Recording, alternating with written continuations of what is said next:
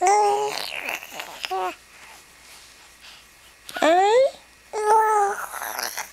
Ấy.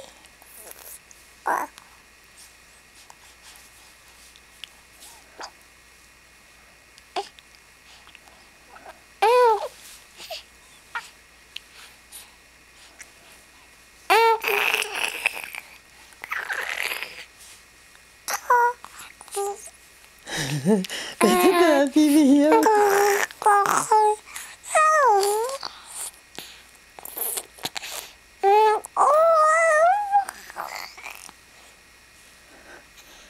Bé ơi, bé ngón này bé, bé, bé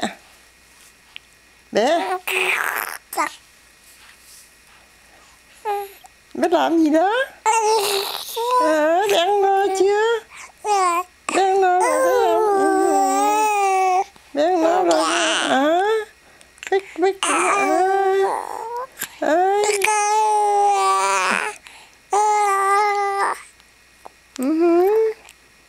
bé no rồi phải không? Bé nhớ má bé phải không? Để bé quạo phải không? Đâu có sao đâu, mẹ đi chơi một chút mẹ về mà. Hả bé? Bé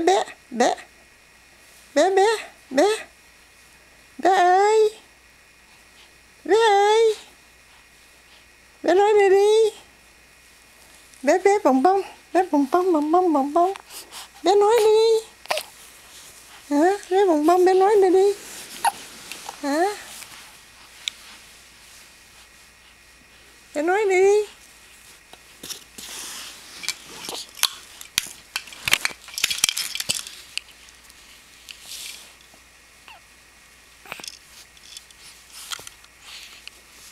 Không nói nữa ha, thôi ngừng nha.